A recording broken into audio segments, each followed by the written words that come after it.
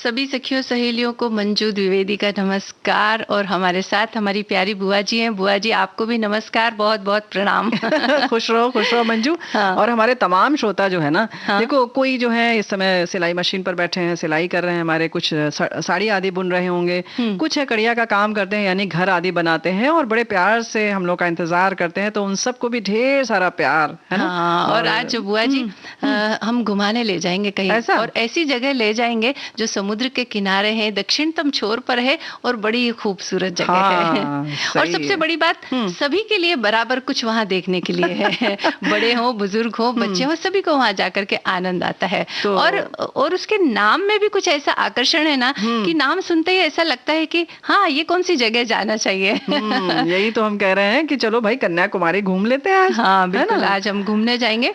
और दूसरी बात ये कि हर व्यक्ति एक ऐसी दौड़ में शामिल है कि बस पूछिए मत, बस दौड़ता चला जा रहा है, कुछ पाने की चाह में, कुछ कमाने की चाह में, कुछ इच्छाओं को प्राप्त करने की चाह में। लेकिन हम ये कहेंगे कि थोड़ा सा धीरे चलिए, थोड़ा सा रुकिए। और बहुत सारी चीजें हैं जो हमारे पीछे छूटती चली जा रही, जिनका आनंद हम नहीं ले पा रहे हैं, तो धीरे चल करके उनका आनंद भी थोड़ा लेते चलिए। उनका आनंद लीजिए। और भाई ये तो मौसम ऐसा है, ये तो वर्ड फेमस है ना कि हमारे देश में ऐसे ऐसे मौसम आते हैं और अलग अलग मनोभाव को प्रकट करने वाले, या यूं कहें कि मन को तो प्रभावित वैसे तो मौसम करते ही हैं, लेकिन जितने रस है उस तरीके से मौसम भी अपने अपने रस बदलते हैं और हमारे जीवन में रस घोलते हैं। तो हृदय में आनंद तो कभी भी वसंत, इस पर भी बतिया लेंगे थोड़ा सा, है ना? बिल्कुल बतिया लेंगे। और इसी के साथ हम श्रोताओं के जो विचार हैं वो भी आमंत्रित कर रहे हैं। और जो विचार हमने आमंत्रित किया उसका विषय है कि जब खुद पर आपको गर्व हुआ, पहली बार या दूसरी बार या बार बार अगर गर्व हुआ है, तो वो सारे वाक्य आप हमें लिख करके बता सकते हैं। और कब ऐसा लगता है आपको कि हाँ, उस घटना पर मुझे सबसे ज्यादा गर्व महसूस हुआ था। और अगर देखो बहनों की बात करें ना मंजू बिटिया, तो देखो जब हम लोग माँ बनते हैं ना, सबसे ज्यादा गर्व का ये विषय होता है। हाँ। और महसूस होता है, क्योंकि लगता है कि ये जो हमारे भाई लोग हैं, बेचारे बेटा लोग हैं, इन लोगों को ये आनंद नसीब नहीं है कहीं ना कहीं। भाई हमें तो बड़ा दुख होता है, बाकी लोगों का तो नहीं पता। लेकिन हाँ, इसमें हमें बड़ा फक्र है कि हाँ, एक स्त्री होने के कारण ये पल हमें मिला हुआ है। खैर, और सबकी भी यादें जरूर होंगी। हाँ, और बुआ जी जब पहली बार हम संतान का मुंह देखते हैं ना, तो वो जो क्षण होता है, उस क्षण जो हमें खुशी होती है, सारे दुख दर्द को भुला देती है और वो क्षण हमेशा के लिए हमारी यादों के पन्नों में दर्ज हो जाता है। बिल्कुल बिल्कुल। तो आज सबसे पहले घूमने चले हम। हाँ बिल्कुल चलेंगे। और जैसा तुमने कहा कि ये तमिलनाडु में है, एकदम कोने में स्थित है, 3 समंदर यहाँ मिलते हैं, ये तो अपने आप में अनोखी जगह है ना। जी बिल्कुल। और तमिलनाडु राज्य की ये सबसे शांत और खूबसूरत जगह में से एक है। और जैसा कि आपने बताया, तटीय शहर है, तो इतिहास, संस्कृति, प्राकृतिक सुंदरता और आधुनिकीकरण का यहाँ अद्भुत मिश्रण हमें देखने को मिलता है। और किलों और मंदिरों से लेकर समुद्र तटों और संग्रहालयों तक यहाँ सब के लिए कुछ न कुछ देखने के लिए जरूर मौजूद है। तो आपका मन अगर किसी शानदार तटीय शहर में घूमने का हो, तो आप कन्याकुमारी जाने का कार्यक्रम बना सकते हैं। सबसे बड़ी बात है कि अभी का जो मौसम चल रहा है वो भी बिल्कुल उचित है वहां जाने के लिए। बस बढ़िया बिस्तर बांधिए और निकल जाइए। लेकिन भाई ये तो बता दें कि हिंद महासागर, बंगाल की खाड़ी और अरब सागर का संगम तो है, ये सब जानते हैं, लेकिन अलग अलग सागर अपने अपने अलग अलग रंगों में यहाँ दिखाई देता है और बड़ा सुंदर लगता है। ऐसे दिखता है कि आप देख सकते हैं कि अलग अलग रंग कैसे एक जगह मिलते हैं, और पानी भी बिना मतलब मिलते हुए भी अलग दिख सकता है। ये बड़ा चमत्कार सा लगता है। और इसमें यहाँ पर जगह जगह सब अलग अलग जगहों का अपना महत्व है। दूर तक फैला हुआ समुद्र है, उसकी विशाल लहरों के बीच में यहाँ का सूर्योदय और सूर्यास्त जो है वो बहुत आकर्षित करता है सबको। और इसके बीच में यहाँ पर समुद्र के किनारे पर फैली रंग बिरंगी रेत जो है, जाहिर है कि चार चांद लगाती है। आप शाम को बैठिए, नजारे देखिए और बस खुश रहिए। और बुआ जी अगर कन्याकुमारी जाए ना हम, तो जैसा कि अभी आपने कहा ना कि सूर्योदय और सूर्यास्त का नजारा, तो इस समय जितनी भी वहाँ की होटल्स है जहाँ पर पर्यटक आकर के रुके होते हैं, तो सारी उनकी जो छतें हैं वो पर्यटकों से भरी होती है, क्योंकि सब देखने के लिए वहाँ इकट्ठा होते हैं। और वाकई में वो नज़ारा बहुत ही अद्भुत होता है। और अगर यहाँ के इतिहास की हम बात करें, तो कन्याकुमारी दक्षिण भारत के महान शासकों चोल, चेर और पांड्य के अधीन रहा है, इसलिए यहाँ के स्मारकों पर इन शासकों की छाप स्पष्ट दिखाई देती है। इस जगह का नाम कन्याकुमारी पड़ने के पीछे एक पौराणिक कथा प्रचलित है, जो कि भगवान शिव, माता पार्वती और असुर बानासुरन से संबंधित है। है। कहते हैं कि माता पार्वती का पूर्व नाम कुमारी था और कुमारी की याद में इस स्थान को कन्याकुमारी कहा जाता है। ये तो हो गया भाई नाम का आकर्षण, लेकिन भाई यहाँ जो रॉक मेमोरियल है, खास तौर से विवेकानंद रॉक मेमोरियल, मतलब ये तो वर्ल्ड फेमस है क्योंकि छोटे से द्वीप पर स्थित है, सब जानते हैं। थोड़ी दूर जाना है उसे जेट्टी से, उसके बाद एक वहां पर जो है ना स्मारक जो बना हुआ है, कहते हैं कि स्वामी विवेकानंद ने 1892 में 3 दिनों के ध्यान के बाद यहाँ ज्ञान प्राप्त किया था। और ये भी कहा जाता है कि देवी कन्याकुमारी ने इस चट्टान पर घोर तपस्या की थी। इसमें जो मुख्य आकर्षण जो है विवेकानंद मंडपम और श्रीपाद मंडपम है। इसमें चरण ऐसे दिखाई देते हैं पत्थर पे, जैसे लगता है अपने आप उभर गया है। कहते हैं कन्याकुमारी के चरण हैं, यहाँ पर देवी स्थापित थी। और वैसे भी कहते हैं कि बिल्कुल दिसंबर का महीना था और विवेकानंद जी किनारे खड़े थे और उन्हें लगा कि उस चट्टान पर कोई उन्हें बुला रहा है। और शार्क से भरा हुआ किनारा था, तब इतना व्यस्त नहीं था, तो जाहिर है कि शार्क मछलियां भी थी, लेकिन वो कूद गए और कहते हैं कि वो तैर के उस चट्टान तक गए और 3 दिन तक वहां ध्यान लगाकर साधना की। तो जाहिर है कि वो जो तेज और ऊर्जा है वो उस वहां पर आपको जाने पर महसूस होगी। हाँ बिल्कुल, वहां जाएंगे तो ऐसा लगेगा कि आज भी उसी तरह का कुछ माहौल उभर कर आ गया है। इसके अलावा और भी कुछ वहां देखने लायक स्थान है, तो उसमें एक तिरुवल्लुर की मूर्ति है जो विवेकानंद रॉक मेमोरियल से सटी हुई ये विशाल प्रतिमा इतिहास प्रेमियों और वास्तुकला प्रेमियों के बीच एक लोकप्रिय आकर्षण का केंद्र है। ये एक प्रमुख तमिल कवि और दार्शनिक तिरुवल्लुर को समर्पित है और 133 फुट ऊंची ये प्रतिमा 38 फुट ऊंचे आसन पर गर्व से खड़ी है और इसे दूर से ही देखा जा सकता है।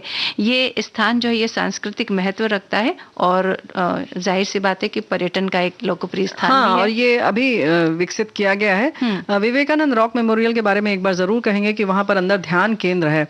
उन समंदर के बीच में बिल्कुल शांत है वो स्थान। वहां बैठकर अगर आप जाएं तो 5-10 मिनट अवश्य बैठें और अपने अंदर में झांकें जरूर, है ना? बिल्कुल। और वहां की ऊर्जा को अगर आप महसूस करेंगे तो आपके अंदर वो समाहित भी होती हुई थोड़ी बहुत नजर आएगी। फिर उसके बाद देखते हैं हम लोग चर्च चलते हैं, our lady of ransom church. समुद्र की लहरों के साथ समुद्र के तट के पास ये स्थित है। मदर मैरी को समर्पित ये बहुत खूबसूरत चर्च है। चर्च में शानदार गॉथिक वास्तुकला है जिसमें दीवारों और छत पर आकर्षक नक्काशी है। शाम के समय यहाँ पर भी जो जगमगाहट है वो आप देख सकते हैं, आपका मन खुश हो जाएगा। इसके अलावा सुनामी स्मारक है वहां पर। ये स्मारक 26 दिसंबर 2004 को विनाशकारी भूकंप और सुनामी में अपनी जान गंवाने वालों की याद में बनाया गया है और 16 फुट का स्मारक जिसमें 2 हाथ हैं। दाहिने हाथ पर जलता हुआ दीपक है और इसे बुझाने से रोकने के लिए बाएं हाथ से विशाल नीली लहर को दिखाया गया है जो कि उस दीपक को बुझने से रोक रहा है। और ये स्मारक जो आपदा के समय आशावाद और साहस का प्रतिनिधित्व करता है जो कि वाकई देखने लायक है और ये शहर के दक्षिणी किनारे के पास स्थित है। बुआ जी देखिए, जो आपदा आई थी उसमें तो इंसान का कोई रोल नहीं होता है, वो प्राकृतिक आपदा जो आती है वो आती है, लेकिन उसके बाद किस तरह से लोगों ने साहस का परिचय दिया उसको दिखाने के लिए, उसको दर्शाने के लिए वो जो दीपक और वो एक लहर का जो चित्र बनाया गया है या स्मारक बनाया गया है, वो उस बात को देखने के लिए यहाँ जरूर दर्शाता भी है। दूसरा कि परिवार के बहुत सारे सदस्यों ने अपने लोगों को खोया है वहां पर, तो उनको भी ये याद आता है कि अच्छा हम ऐसा भी एक दिन आया था लेकिन हम फिर से उबर आए और जिंदगी हमारी फिर आगे बढ़ चली। और उसके बाद है गांधी मंडपम, महात्मा गांधी को समर्पित है ये स्मारक और यहाँ गांधी जी की अस्थियों के 12 कलश में थे, उनमें से एक यहाँ पर जनता को श्रद्धांजलि देने के लिए रखा गया है। और मंडपम में उल्लेखनीय लोगों के साथ महात्मा गांधी जी की कई तस्वीरें हैं। पुस्तकालय भी है, लेकिन यहाँ पर भी एक बड़ा वास्तुकला कुछ इस तरीके का है। कहते हैं कि वहाँ ऊपर एक छेद है, उससे बराबर रोशनी बीच में आती है मंडपम में। सूर्य की किरणें वहां पर पड़ती हैं। तो इस तरीके का कुछ बड़ा प्रयोग हमारे देश में हुआ है अलग अलग भवनों में ना। जी बिल्कुल, पुराने जो भी बहुत सारे भवन या फिर बहुत सारे मंदिर या बहुत स्मारक है, तो वहाँ इस तरह के बहुत कुछ, कहाँ संगीत निकलता है, कहीं झूलते हुए वो जो मीनार है वो उसके नीचे से अगर आप एक कपड़ा निकालेंगे तो यानी कि वो हवा में लटका हुआ है, तो इस तरह की बहुत सारी बातें। और कई तो फव्वारे हैं जो इस किसी विशेष एक जगह पर आकर के सारे फव्वारे गिरते हैं, जो कि बड़ा मुश्किल है अगर आज की तारीख में भी अगर देखा जाए। हालांकि तकनीक बहुत विकसित हो चुकी है, लेकिन फिर भी आज की तारीख में भी अगर करने जाए तो वो काम बड़े मुश्किल है। मुश्किल हो या ना हो, लेकिन अभी आज तकनीक सच सच में विकसित हो गई, लेकिन जो कर गए हमारे पूर्वज ना, वो अभी भी हमें आश्चर्यचकित तो कर ही देता है ना। बिल्कुल। और आश्चर्य करने वाली बात ये भी है बुआ जी कि पहले किसी को हम गीत गाते हुए सुनते थे तभी सुन पाते थे, लेकिन आज हम यहाँ बजाते हैं और बहुत सारे श्रोता हमारे सुन लेते हैं। तो बस ये सुन लेंगे हम, बजा दो।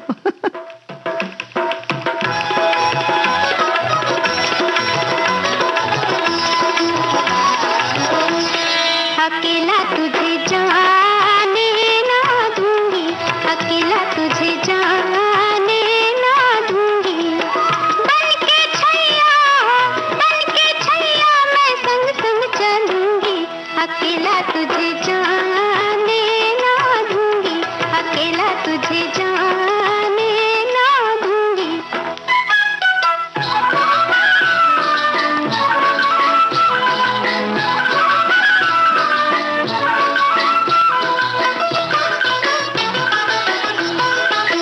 पूरब दिस है जादू टूना, भोला है मेरा सजन सलोना, पूरब दिस है जादू टूना, भोला है मेरा सजन सलोना, कोई बहका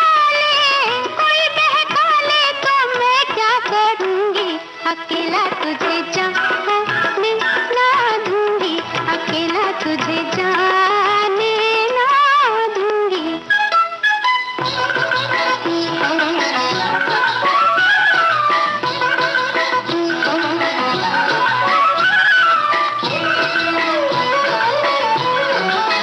चढ़ती नदिया बहता पानी, ढाए सौ जुल्म जवानी, चढ़ती नदिया बहता पानी, ढाए सौ जुल्म जवानी, गहरी धारा मैं कब तक बहूंगी, अकेला तुझे जाने ना दूंगी, अकेला तुझे जाने ना दूंगी।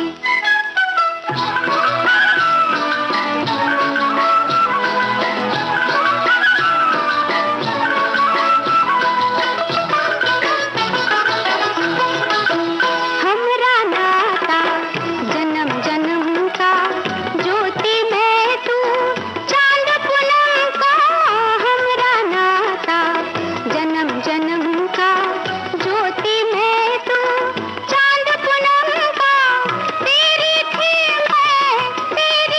मैं तेरी ही रहूंगी, अकेला तुझे जाने ना दूंगी, अकेला तुझे जाने ना दूंगी, बन के छैया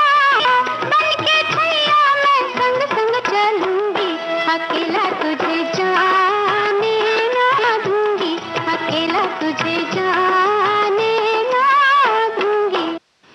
तो बुआ जी हमें अकेला जाना भी नहीं है, वहां पर सभी को साथ लेकर के हम तो जाना बिल्कुल नहीं जाने देंगे, और हमारे सामने तो ये बात तुम कर नहीं सकती कि अकेले जाना है।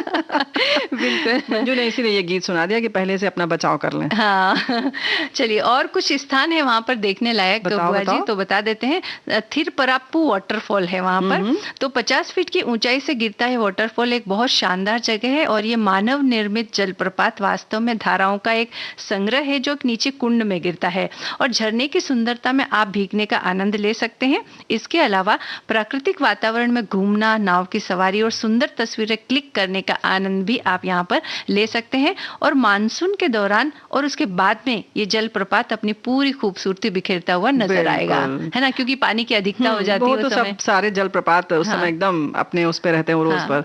सुचिंद्रम में स्थित वर्ल्ड फेमस थानुलय मंदिर है, और ये मंदिर त्रिदेव यानी ब्रह्मा विष्णु महेश को समर्पित है।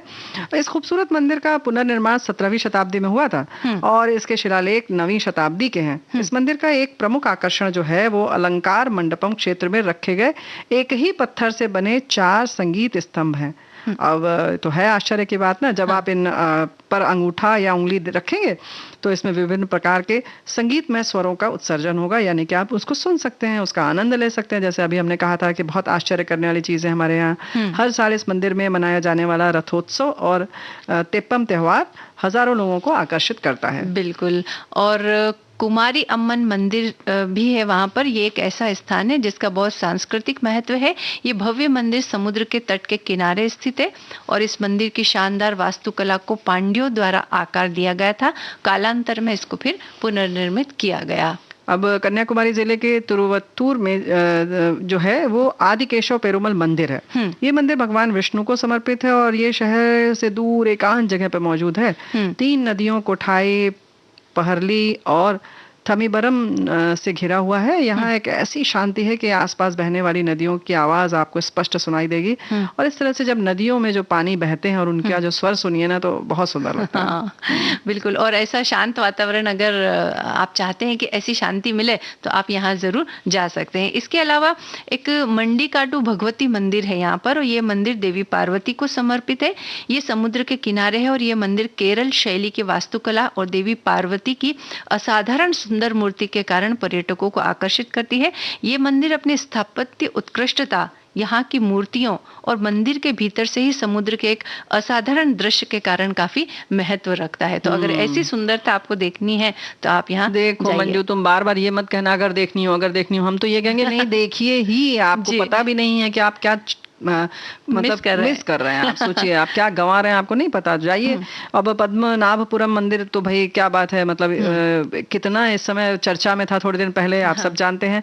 तो पद्मनाभपुरम महल जो है, इस महल की विशाल हवेलियां त्रावणकोर के राजा द्वारा बनवाई गई थी और ये हवेलियां अपनी सुंदरता भव्यता के लिए तो जानी जाती हैं, बहुत सब जानते हैं। कन्याकुमारी से इसकी दूरी बस 45 किलोमीटर है।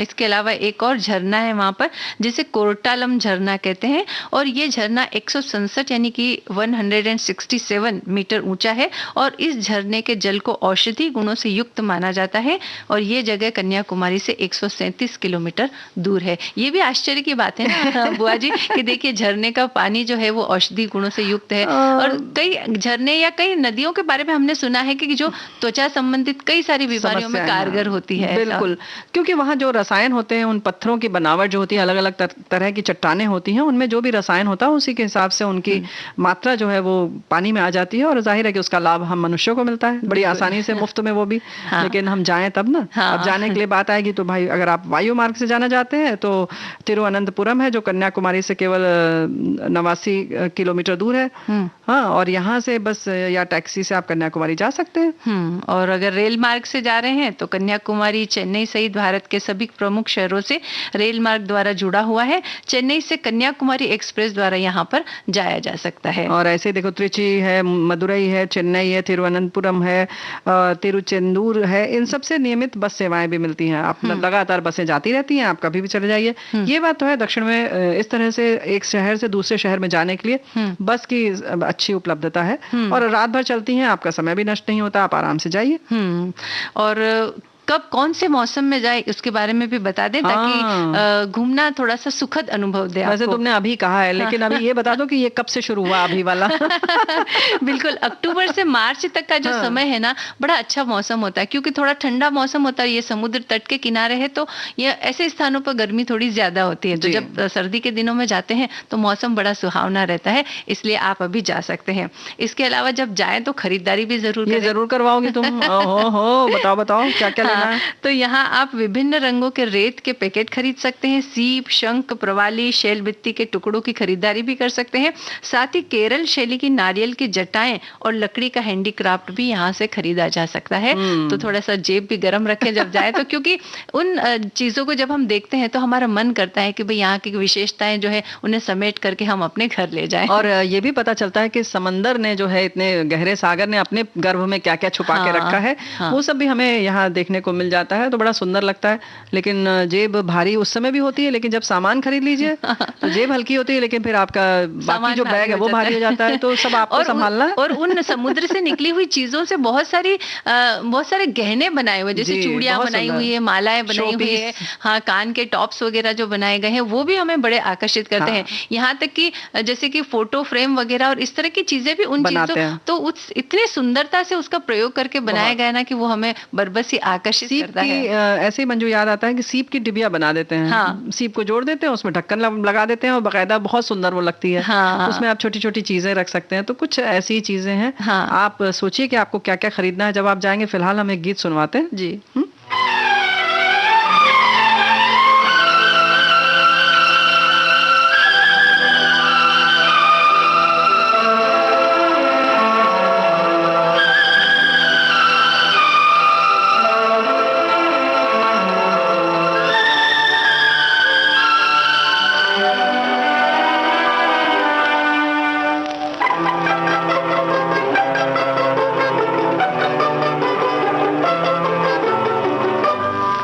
पहले मिले थे सपनों में और आज सामने पाया, हाय कुर्बान जाऊं। पहले मिले थे सपनों में और आज सामने पाया, हाय कुर्बान जाऊं। तुम संग जीवन ऐसे कटेगा जैसे धूप संग छाया, हाय कुर्बान जाऊं।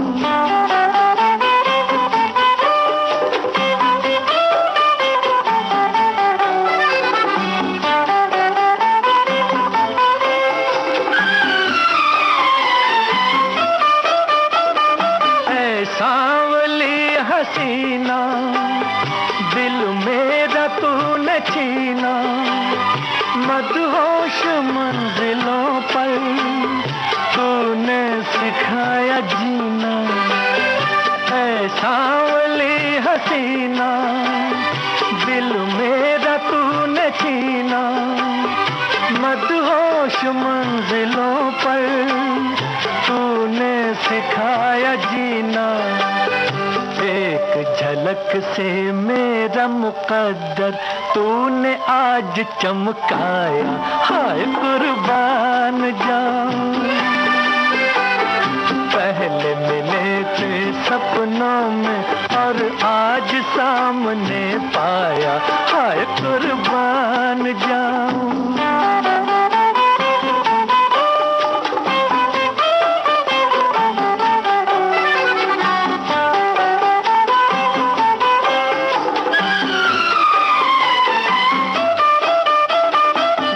झूम के चलो तुम हो जाने जिंदगानी, पत्थर का भी कलेजा हो जाए पानी पानी।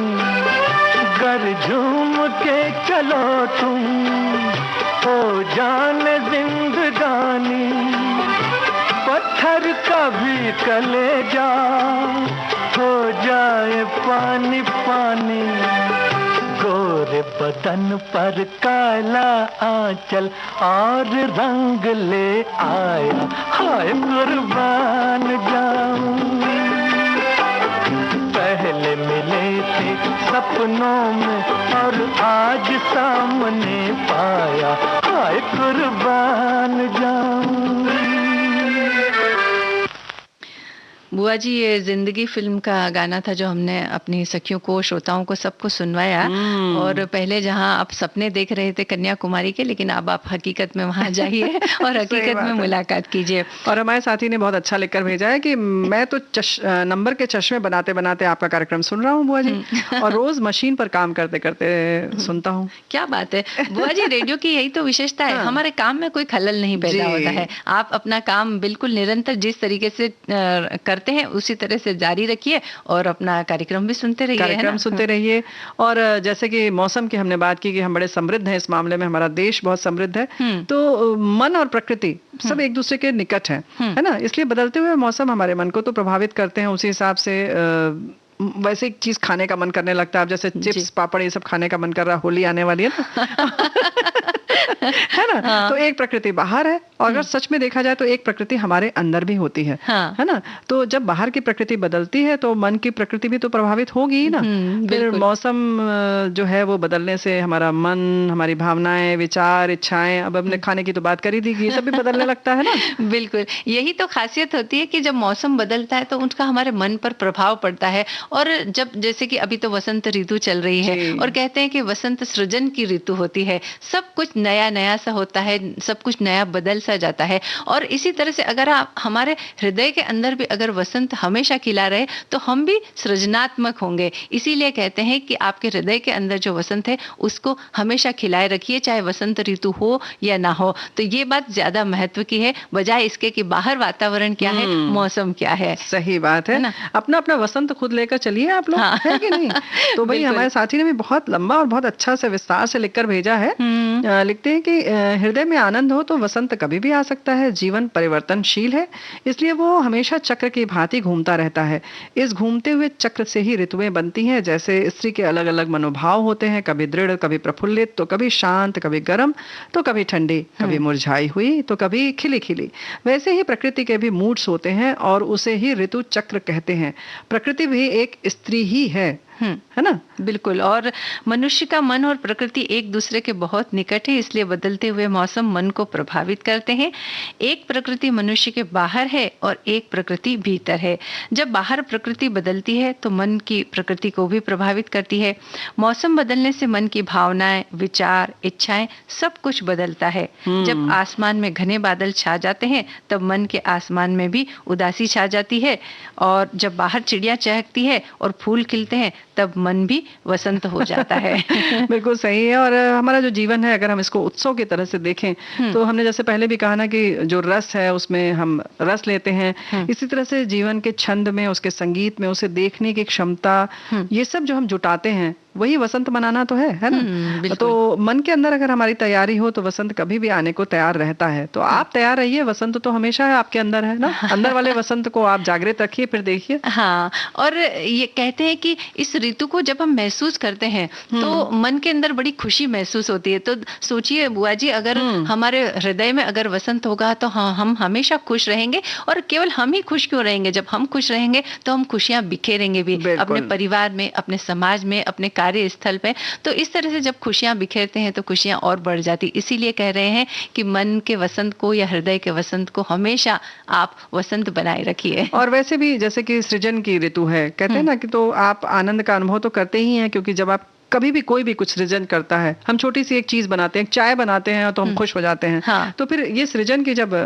बेला आती है तो मन तो खुश होता ही है, क्योंकि ये ऋतु ही है खिलने का, सौंदर्य की ऋतु है, रंगों का, गंधों का उत्सव है ना? तो इन दिनों हरियाली कुछ ज्यादा ही नहीं दिखाई देती। हाँ, बिल्कुल ज्यादा, धूप कुछ ज्यादा खिली खिली नजर आती है और चिड़िया चहकती है, और ये सब जो बहुत सारे रंग है, ये देख करके उसका प्रभाव हमारे मन पर भी पड़ता है और मन भी खिला खिला सा महसूस करता है ना? दो लाइन बहुत अर्थपूर्ण है इस संदर्भ में। हाँ। कहते हैं ना कि सब लोग हम मांगते हैं ईश्वर से कि भाई हमें सब कुछ दीजिए ताकि हम जो है पूरे इस जीवन को पूरा आनंद इसका उठाएं। जबकि ईश्वर कहते हैं कि हमने जीवन इसीलिए दिया है कि आप आनंद उठाइए। तो जीवन तो दिया है और इसीलिए कि आप इसको जिए और उस पूरा जो आसपास आपके आनंद है उसका पूरा लाभ उठाइए। बुआ जी, लोग ये सोचते हैं कि ये आनंद जो है ये भौतिक वस्तुओं से मिलेगा, लेकिन कहा जाता है कि मन जो है वो आनंद जो है वो मन की एक भावना होती है या गति है, स्थिति है। तो मन की स्थिति है, इसे महसूस कीजिए। और अब एक अंतराल हम ले रहे हैं, तो उस अंतराल में जो वाद्य संगीत बजेगा उसे भी आप महसूस कीजिए। जी।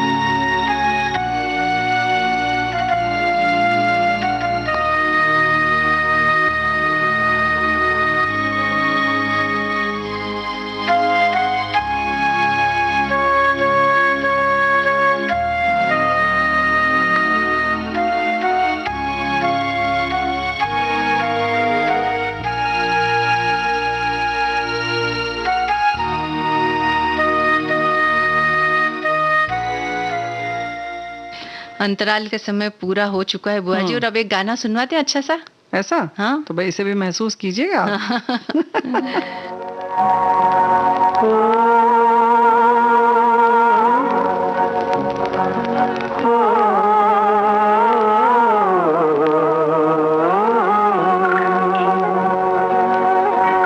पर्वतों के पेड़ों पर शाम का बसेरा है, पर्वतों के पेड़ों पर शाम का बसेरा है, सुरमई उजाला है, चंपई अंधेरा है, सुरमई उजाला है।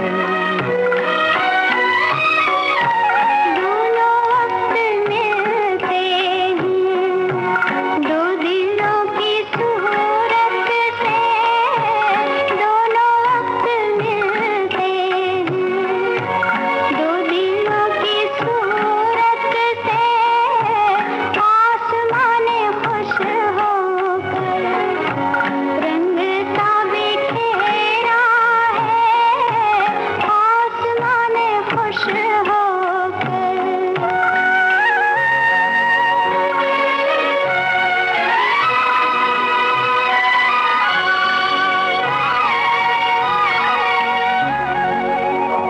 ठहरे ठहरे पानी में गीत सरसराते हैं, ठहरे ठहरे पानी में गीत सरसराते हैं, भीगे भीगे झोंकों में खुशबुओं का डेरा है, भीगे भीगे झोंकों में खुशबुओं का डेरा है, पर्वतों के पेड़ों पर।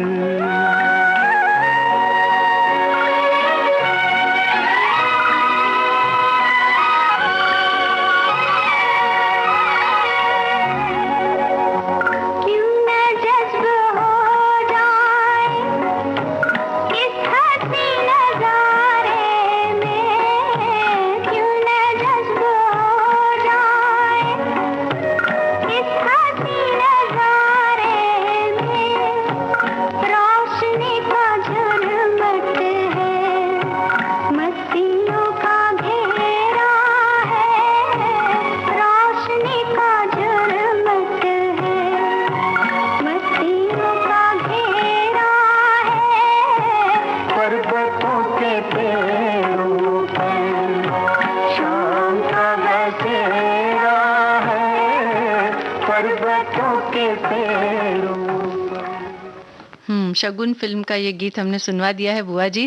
और देखिए प्रकृति का इसमें भी बड़ा सुंदरतम वर्णन हमने सुना। और हम बात कर रहे थे ना, तो उसी विषय में एक कमेंट हमारे श्रोता लिखते हैं कि पाठशाला में हिंदी में पाठ आता था वसंत आ गया, जिसमें लेखक महोदय अंत में कहते थे जीवन में वसंत आता नहीं बल्कि लाया जाता है। क्या बात है। यानी कि आप अपने मन से आप कभी भी वसंत ला सकते हैं। हाँ। और वैसे भी कहते हैं ना कि किसी भी काम को करने के लिए मौसम नहीं, मन चाहिए। बिल्कुल मन चाहिए। और हम जब मन की बात कर रहे हैं ना, तो गर्व की जो भावना है ये भी मन से महसूस की जाती है। और गर्व कौन कौन सी बातों पर किया जाए ये भी हमारा मन ही तय करता है। कई बार माता पिता बच्चों की छोटी छोटी उपलब्धियों पर भी गर्व महसूस करते हैं, और कई बार बच्चे बहुत कुछ कर जाते हैं लेकिन फिर भी माता पिता को ऐसा लगता नहीं है कि ये गर्व की बात है। वो बच्चे से और कुछ ज्यादा अपेक्षाएं करने लग जाते हैं, पता नहीं क्या सोचते हैं। तो इसलिए हम कहेंगे कि बहुत सारी छोटी छोटी उपलब्धियां होती है जो गर्व करने के लायक होती है, करना चाहिए। और साथ ही साथ जिसने ये उपलब्धि हासिल की है उसका हौसला अफजाई भी हमें करनी चाहिए, उससे शाबाशी देकर या जताएं कि हाँ बेटा ये काम तुमने बहुत अच्छा किया है, ये कह करके हम उसका हौसला बढ़ा सकते हैं। ऐसे ही हमारी साथी लिखती हैं कि जब मुझे पहली बार काम से संबंधित मेरी प्राचार्य द्वारा सभी के समक्ष सम्मानित किया गया, आज तक वो बात मुझे नई ऊर्जा देती है काम करने के लिए। और एक साथी हमारे ये लिखते हैं कि मुझे याद है जब मुझे 10वीं कक्षा में 92% मिले थे। मैं अपने क्लास में पहला लड़का था जिसने इतने अधिक गुण यानी कि प्रतिशत अंक मिले थे। तो मैं तो आसमान में झूम रहा था और मेरा परिवार भी बहुत खुश था। तो ये उनके लिए ये अच्छी बात है। मंजू तुम्हारी ये बात उन्होंने पहले ही सुन ली, परिवार भी खुश था। जी हाँ। ये नहीं सोचा कि भाई 99 क्यों नहीं आया। हाँ। जितना आए हमें उतने में खुश रहना ही चाहिए। और हर व्यक्ति की तो क्षमता भी अलग अलग होती है, तो 92% ये भी तो गर्व करने के लायक ही है। और कुछ श्रोताओं ने ये बातें लिखी है कि खुद पर गर्व यानी कुछ ऐसी सफलता, कुछ ऐसी चीज जो आपने चाहा पर आपके परिश्रम से वो आपको मिल गया। आपके पति की सफलता, आपके बच्चे की सफलता पर खुद अपना क्रेडिट नहीं ले सकते, ये आपको कोई दूसरा ही देगा, क्योंकि आप जो बोलेंगे तो उससे उन्हें घमंड दिखेगा। देखो घमंड से बोल रही, लोग ऐसा कहेंगे ना। और जब दूसरे परिवार वाले आप की बड़ाई करेंगे कि तुम्हारे पति की सफलता में तुम्हारा हाथ है या दूसरे बच्चे की सफलता में तुम्हारी मेहनत या तुम्हारा सहयोग काबिल तारीफ है, तो उस समय जो खुशी होती है वो निश्चित ही मनुष्य को गर्व से भर देती है। साथ ही उन्होंने एक अपना एक अनुभव भी लिखा है कि मेरी जिंदगी, मुझे ऐसा अनुभव हुआ जब शादी के बाद मेरे पति ने बीपीसीएल में सफलता प्राप्त की, दूसरा जब बेटे ने सीबीएसई बोर्ड में आशातीत सफलता पाई, परिवार, पति, स्कूल की तरफ से जो भी मेरे शब्द कहे गए मेरे लिए अमूल्य हैं और ये सब बातें इनके लिए गर्व करने लायक है। वाह, क्या बात है, खुशी की बात है ये लिखती है ना, तो अच्छी बात है कि गर्व तो नहीं कहूंगी, लेकिन पता नहीं क्यों गर्व को आप उसको गलत उसमें मत लीजिए। हाँ। और एक बहुत मतलब इसको क्या कहना चाहिए, इसको पढ़ते समय बहुत गर्व हो रहा है मंजू जी, ये वाला जो संदेश है, क्योंकि इन्होंने पहले मैं बता दूं कि इन्होंने जो लिखा है कि ये पोस्ट मेरी मम्मी ने भेजी है और उनके फोन में विविध भारती डाउनलोड नहीं है, मैंने व्हाट्सएप पर मंगाया उनसे। तो एक तो इस बिटिया के लिए जिन्होंने अपनी मम्मी से ये पोस्ट मंगवाया, लेकिन इन बिटिया से ये भी कहते हैं कि भाई डाउनलोड कर दो अपनी मम्मी के, उसमें है कि नहीं जी, है ना। अब संदेश ये है कि लिख रही हैं कि बच्चों को पुरस्कृत करने का फंक्शन था, मैं भी उसमें गई, माँ ने कहा जल्दी आना, मैंने कहा बस मशीन लेकर आती हूँ, और वहां पर पहले पुरस्कार में मुझे सिलाई मशीन मिली। मैंने अपने को बहुत गौरवान्वित महसूस किया और मुख से निकली बात क्योंकि सच हो गई थी। क्या बात है, बहुत बहुत बधाई, अच्छा लगा सुन करके। हाँ। और इस तरह से जब मन में ना एक पॉजिटिव विचार लेकर जाते हैं या पॉजिटिव वाइब के साथ में अगर आप किसी बारे में सोचते हैं तो ज्यादा कर वो बातें या वो इच्छाएं या वो काम पूरे हो ही जाते हैं। नकारात्मक भी पूरे होते हैं मंजू। लेकिन इसीलिए कहा जाता है कि आप अच्छा सोचिए, है ना। तो काम आपकी जो आप सोचते हैं कि ये परेशानी हमें क्यों आई, आप कभी सोचिए कि आपने जरूर सोचा होगा कि ये मेरे पास न आए, यानी कि उसके बारे में आपने एक विचार लिया, बस विचार लेने भर से आपकी इच्छा पूरी हो जाती है। तो अब आप ये विचार कीजिए कि आपको क्या चाहिए। तो इसी तरह से मंजू, जैसे तुमने कहा ना कि सकारात्मक सोचे, सकारात्मक वाइब्स जो है वो आकर्षित करती हैं, तो बेहतर है कि इसीलिए हम लोग क्या कहते हैं कि पूरे दिन में एक बार जबान पे सरस्वती आती हैं। अब वो यथार्थ से कितनी दूर है कितना पास है नहीं मालूम, लेकिन ये शायद इसीलिए है कि आप हर समय चौकन्ने रहें कि कुछ भी खराब नहीं बोलना है। बिल्कुल, है ना? हाँ, और कई बार कहते हैं ना कि अरे ये व्यक्ति ना जब बोलता है ना वो बात हो ही जाती है। तो मुझे लगता है सरस्वती उनके जबान पर ज्यादा समय तक टिकी रहती होंगी शायद इसके लिए। लेकिन हाँ, ये बात जरूर है कि अगर हम सकारात्मक सोचते हैं तो हमारे कार्य भी सकारात्मक दिशा की तरफ बढ़ते हैं और इसीलिए वो बातें पूरी होती है। तो वैसे ही सोचते रहिए। अब एक गीत हम सुन लेते हैं, फिर आगे की बात। मेरा प्यार वो है कि मर कर भी तुमको जुदा अपनी बाहों से होने न देगा। मेरा प्यार वो है कि मर कर भी तुमको जुदा अपनी बाहों से होने न देगा। मिली मुझको जन्नत तो जन्नत के बदले खुदा से मेरी जान तुम्हें मांग लेगा। मेरा प्यार वो है।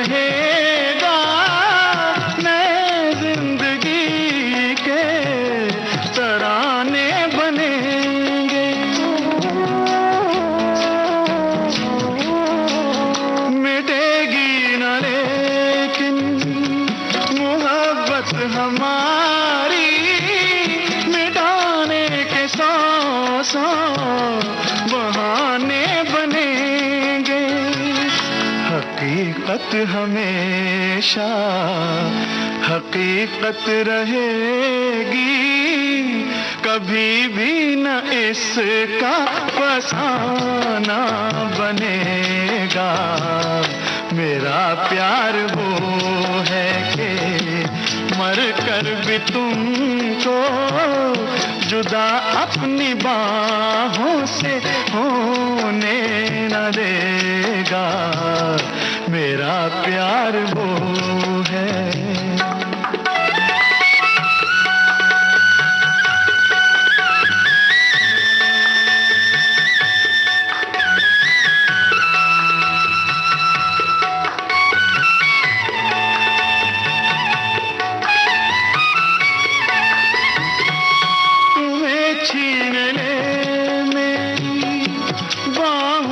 कोई मेरा प्यार यूं सहारा नहीं है। तुम्हारा बदन चांदनी आके छू ले मेरे दिल को ये भी गवारा नहीं है। खुदा भी अगर तुमसे आके मिले तो तुम्हारी कसम है मेरा दिल जलेगा। मेरा प्यार वो है कि मर कर भी तुमको जुदा अपनी बाहों से होने न देगा। मिली मुझको जन्नत तो जन्नत के बदले खुदा से मेरी जान तुम्हें मांग लेगा। मेरा प्यार वो है। महेंद्र कपूर की आवाज में ये गाना था, ये रात फिर न आएगी, इस फिल्म से, है ना? लेकिन हम फिर हाजिर हो गए, है ना, अपनी बातों को लेकर। 4 बजे तक तो हम हाजिर रहेंगे यहाँ और पर। हाँ, अपनी बातों को लेकर और आपकी बातों को लेकर, है ना? आपकी बात क्या है? हाँ, हमारे एक श्रोता ने, जब हमने कन्याकुमारी घूमने गए ना हम, तो श्रोता ने ये बात लिखी कि कन्याकुमारी में हिमसागर एक्सप्रेस रेल चलती है, इसके बारे में आप बताना ना भूलिएगा। हाँ भाई, तो ये बात बता तो दिया। जम्मू तवी से कन्याकुमारी तक जाने वाली ये साप्ताहिक ट्रेन है। और मंजू, इस सच बात है, बताने लायक बात है, क्योंकि तमिलनाडु राज्य में स्थित कन्याकुमारी से जब ये ट्रेन चलती है तो 12 राज्यों से होकर गुजरती है। हाँ। ये ऐसी ट्रेन है, साप्ताहिक चलती है और दूरी देखो जरा, 3714 किलोमीटर का सफर तय करती है। क्या बात और है? 71 घंटे और 10 मिनट का समय लेती है। हाँ। तो 75 स्टेशन पड़ते हैं। तो जो नजारा है, वाकई सब तरह का नजारा मिलता है। हाँ। दिल को छू लेता है। तो भी यानी कि जम्मू तवी से अगर हम शुरू करें और कन्याकुमारी पहुंचे तो इस बीच हम कितने सारी जगह देखेंगे, कितने सारे अलग, जैसा बहुत सारे राज्यों से होकर के गुजरती, कितनी सारी संस्कृति, कितना खान पान, कितना पहनावा, कितना अलग अलग वातावरण हमें देखने को मिलेगा। और वहां का सब जगह का जो सौंदर्य है, प्राकृतिक नजारे हैं, सौंदर्य, वो भी अलग अलग होंगे। और ट्रेन में से बैठ करके उन नजारों का आनंद लेना बड़ा सुखद लगेगा। जी हाँ, ये तो भाई, तो यही इसके लिए स्पेशल है हिमसागर। यही तो हम कह रहे हैं ना कि देखो, अब जब जरा सा जो जल्दबाजी में अगर हम फ्लाइट से चले गए कन्याकुमारी से, मान लो वैष्णो देवी, या वैष्णो देवी से वहां आ जाए, तो क्या मजा आएगा। हाँ। तो इसीलिए कह रहे हैं ना, जरा धीरे धीरे चलना चाहिए, है ना? बिल्कुल, धीरे धीरे चलना चाहिए। और जब हम देखिए बुआ जी खाना भी पकाते हैं ना, तो कहते हैं कि जितनी मंद आंच पर खाना पकाया जाता है उसमें उतना ही ज्यादा स्वाद आता है। और इसीलिए पहले की जो महिलाएं ना बड़े धैर्य से खाना बनाती थी। लेकिन अब चूंकि जमाना थोड़ा बदल गया है, काम काज ऐसा लगता है कि लोगों के पास बहुत ज्यादा हो गया है, तो इसके लिए सब कुछ वो जल्दी जल्दी जल्दी जल्दी करना चाहते हैं।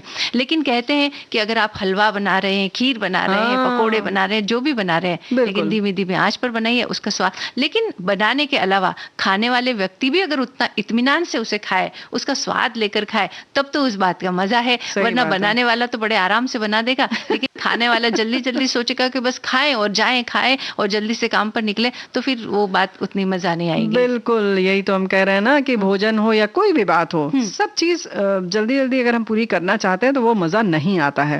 अब लेकिन अब भाई समय, जैसे तुमने कहा ना, तो भाई फटाफट खाया और किसी तरह से बस उतार लो, जीभ को न पता चला, ना इसी चक्कर में पेट को नहीं पता चलता, मोटापा बढ़ता जाता है।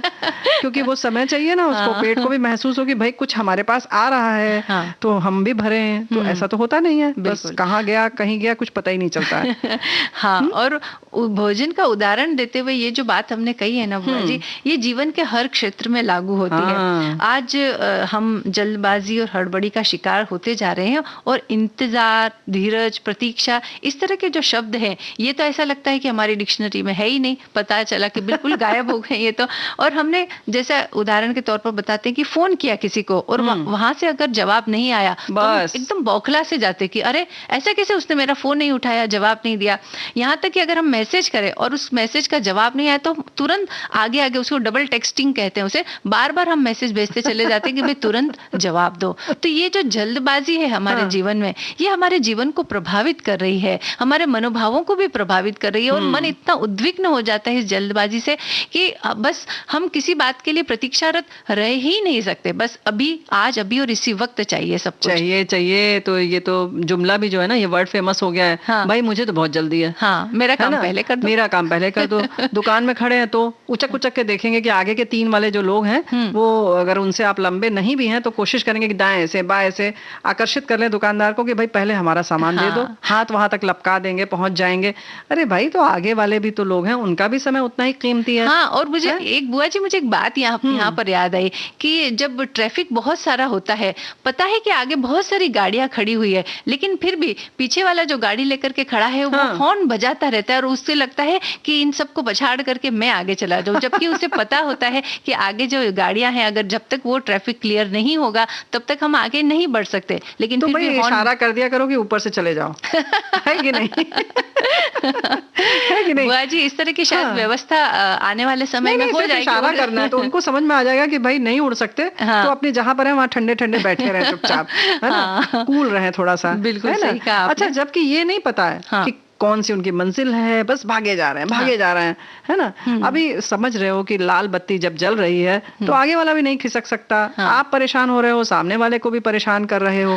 तो जैसे हमने पहले कहा कि बसंत वाली बात में कि अगर आप खुश हैं, आनंदित हैं, प्रफुल्लित हैं, पुष्पित हो रहे हैं, तो आसपास वही वातावरण का सृजन आप करते हैं। अब जब ये जो तनाव भरा माहौल, जल्दबाजी वाला, उद्विग्न वाला, ये सब जब माहौल आपके अंदर होता है, वो भाव होते हैं, तो जाहिर है वही आप दूसरों को भी देंगे, उत्सर्जित आप करते हैं और आसपास के लोग पर भी प्रभाव पड़ता है। अब ये तो जो ऐसा होता है कि बिल्कुल डंडा मारने वाली बात हो जाती है ना, जब हॉर्न बजता है लगता है हमारे लिए ही बज रहा है। हाँ, और बुआ जी, आपने एक बात महसूस की है कि कहीं किसी जगह पर अगर एक लंबी लाइन लगी है तो जो पीछे वाला व्यक्ति है वो मुंह से बड़ी एक अजीब अजीब तरह की आवाजें निकाल करके ये बताने का प्रयास करता है कि मैं इस लाइन से बहुत ज्यादा परेशान हूँ, मैं तुरंत आगे जाना चाहता हूँ। इस तरह के वो भाव व्यक्त करता है।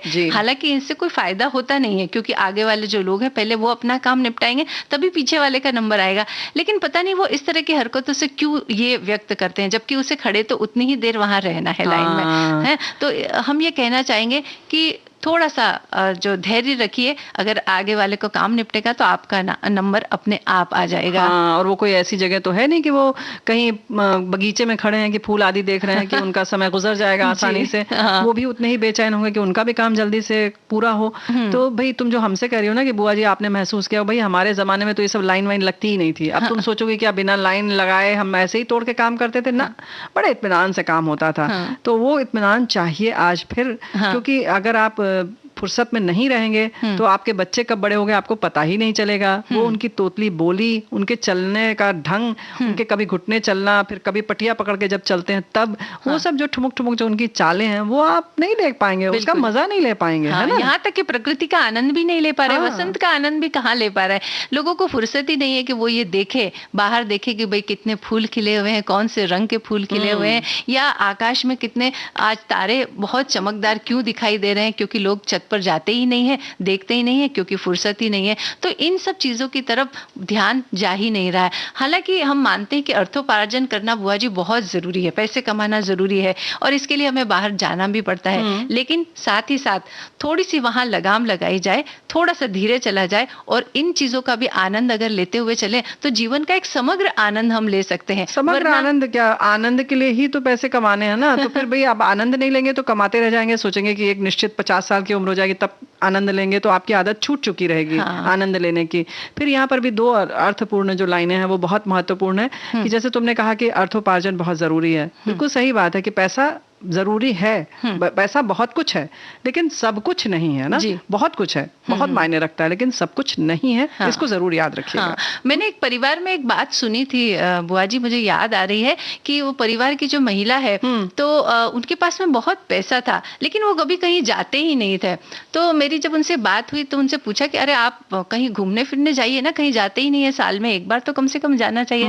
तो उस महिला ने जवाब दिया कि पहले बहुत मन करता था, बहुत सालों तक इच्छा होती थी विवाह के बाद में कि कहीं जाए, लेकिन बहुत सालों तक ये मुझे कहीं ले ही नहीं गए। अब आदत ही नहीं है, अब ये कहते भी हैं तो मेरा जाने का मन नहीं करता है। हाँ। क्योंकि आदत हमारी छूट गई है अब। नहीं, तो हमें लगता है उन्होंने बस यहाँ तक वाली लाइन सुनी होगी कि पैसा बहुत जरूरी है कमाना। उसके बाद वाली नहीं सुनी होगी कि उतना आनंद लेना भी जरूरी है ना। हाँ, तो बिल्कुल दोनों के बीच तालमेल बना रहे तो जीवन का समग्र आनंद हम ले सकते हैं। अन्यथा या तो केवल घूमना हो जाएगा या केवल पैसा रह जाएगा। नहीं, घूमना तो तभी होगा जब पैसा रहेगा, लेकिन तालमेल की जब बात है तो बातचीत के संग संग गीत भी बहुत जरूरी है ना।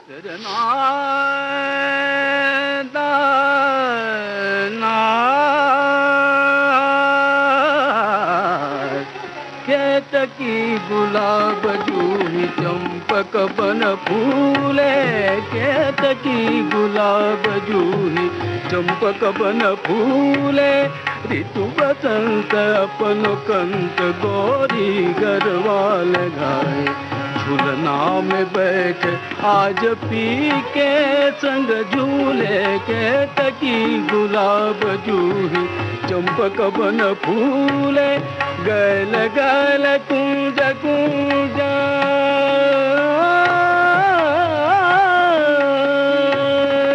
गल गल कुंज कुंज गुन गुन भारो की गुंज, राग रंग अंग अंग छेड़त रसिया नंग, कोयल की पंचम सुन दुनिया दुख भूले भूले भूले, केतकी गुलाब जूही चंपक बन फूले, केतकी गुलाब जूही चंपक बन फूले।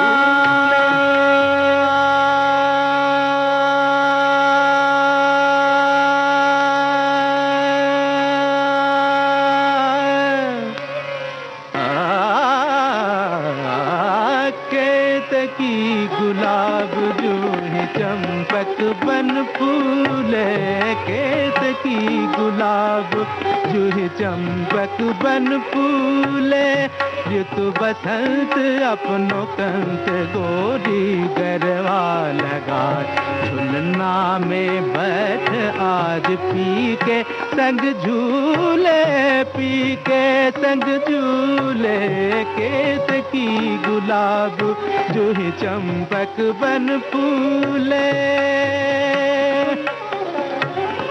मधुर मधुर थोड़ी थोड़ी मीठी बतियों से गोरी, मधुर मधुर थोड़ी थोड़ी मीठी बतियों से गोरी, चित चुराए हंसत जाए, चित चुराए हंसत जाए, चोरी कर सिर झुकाए, शीस झुके चंचल लट गालन को छूले, गालन को छूले।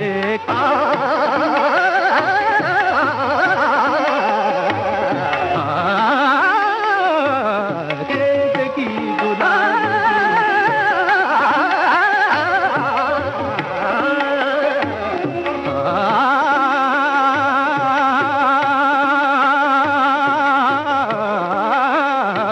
केतकी गुलाब जो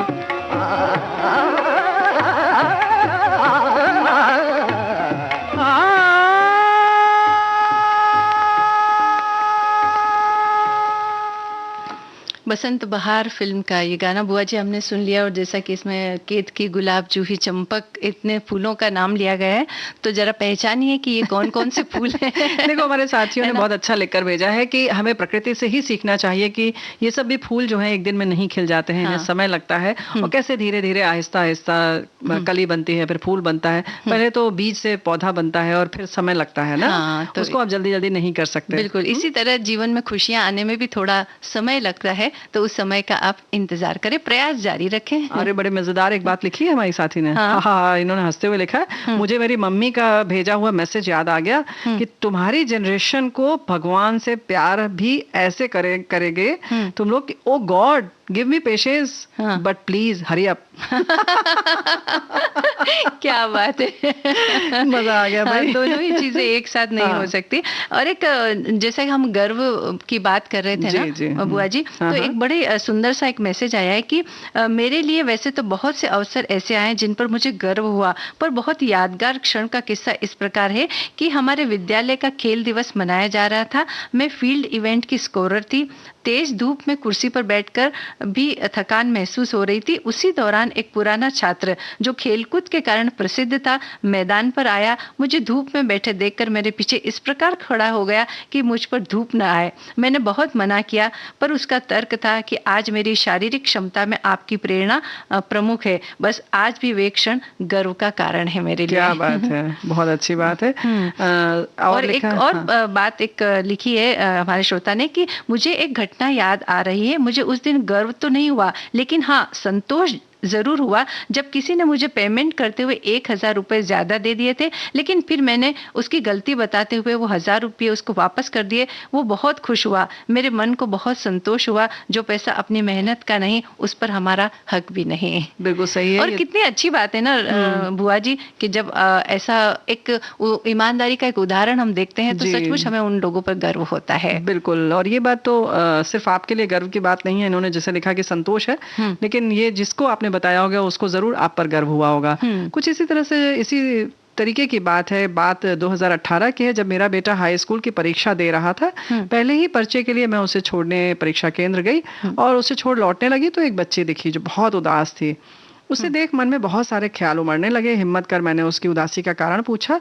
बोली, आंटी मैं अपना नामांकन और रोल नंबर घर भूल आई। तब मैंने जरा भी देर ना करते हुए गाड़ी से उसके साथ उसके घर गई और उसका रोल नंबर नामांकन लेकर आई। तब वो बच्ची परीक्षा देने बैठ पाई। ये मेरे लिए गौरव के क्षण थे। वाकई बहुत अच्छी बात है। हाँ, ये छोटी छोटी बातें होती है बुआ जी, लेकिन हाँ अगर हम अपने जीवन में इसे अपनाएं तो गर्व महसूस होता है। और वो जो गर्व होता है ना, वो हमें आत्मिक शांति भी देता है, साथ ही एक हम अंदर से एक मजबूती भी महसूस करते हैं। बिल्कुल। कि हाँ हमारे अंदर एक ऐसा एक यूं कह सकते हैं ना कि बहुत पॉजिटिव एक एनर्जी भी आती है कि हाँ कुछ करने लायक है हम। और हमारे साथी ने लिखा भी है कि गर्व में और अभिमान में बड़ा थोड़ा सा फर्क है, तो इससे बच के रहना चाहिए। लेकिन एक और मजेदार बात है कि हमारी साथी ये भी लिखती है कि जब मैं जिस दिन सुबह एक्सरसाइज कर लेती हूँ तो बहुत गर्व महसूस करती हूँ और अपनी पीठ खुद थपथपा लेती हूँ। तो ऐसे काम रोज करते रहिए भाई आप लोग। बिल्कुल करते रहिए और सुनते रहिए विविध भारती राष्ट्रीय सेवा। और आज का ये जो कार्यक्रम है सखी सहेली कार्यक्रम, इसका हम समापन करते हैं। अब इजाजत दीजिए आप सभी को। मंजू द्विवेदी और प्यारी बुआ का नमस्कार।